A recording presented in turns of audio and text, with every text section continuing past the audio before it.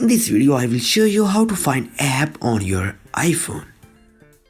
First go to home screen, then swipe left past all your home screen page to get app library. Then tap the search field at the top of the screen. Then enter the name of the app you look for. And second method is tap app library and scroll down.